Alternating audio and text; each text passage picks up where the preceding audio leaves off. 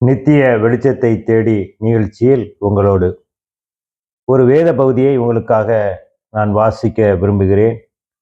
சங்கீதங்களின் புஸ்தகம் 36ஆம் அதிகாரம் 8ஆம் வசனம். உமது ஆலயத்திலுள்ள சம்போரணத்தினால் திருப்தி அடைவார்கள், உமது பேரின்ப நதியினால் அவர்கள் தாகத்தை தீர்க்கிறீர்.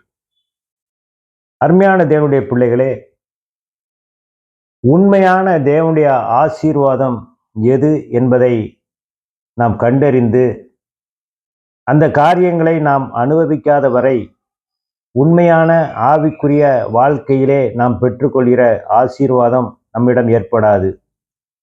உண்மையான தேவனுடைய ஆசீர்வாதங்களை நாம் அனுபவிப்பதின் விளைவாகவே நம்முடைய ஆவிக்குரிய வாழ்க்கை அது மிகவும் சிறப்பாக இருக்கும். நாம் எத்தனைதான் உலகத்தின் நன்மைகளை நாம் பெற்றிருந்தாலும், ஆனால் அந்த வாழ்க்கையானது ஒரு ஆவிக்குரிய வாழ்க்கை போல தோன்றாது.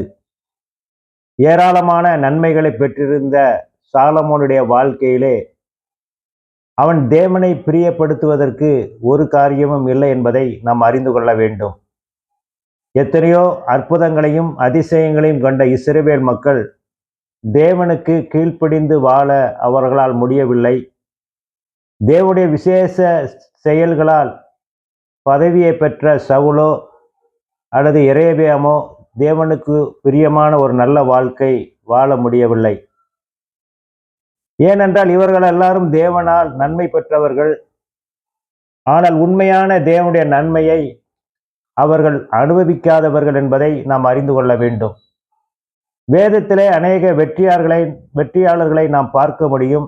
ஆபிரகாம், யோசேப்பு, மோசே, யோசுவா, தாவீது போன்றவர்கள் தங்களுடைய வாழ்க்கையிலே வெற்றியை கண்டார்கள் என்பதை அறிந்து கொள்ள வேண்டும். அவர்கள் தேவனை கனப்படுத்தி தேவனுக்கு பிரியமான ஒரு வாழ்க்கை வாழ்ந்ததினாலே எல்லா விதமான போராட்டங்களிலும் அவர்கள் ஜெயம் எடுத்தார்கள் என்பதை அறிந்து கொள்ள வேண்டும். குறிப்பாக புதிய ஏற்பாட்டில் அப்போஸ்தலனாகிய பவுலுடைய வாழ்க்கையில பார்த்தோமானால், அவன் ஆவிக்குரிய வாழ்க்கையை சிறப்பாக வாழ்ந்து அவன் ஜீவ கிரீடத்தை பெற்றான் என்பதை அவன் தன்னுடைய வாயினாலே அவன் அறிக்கையிட முடிந்தது.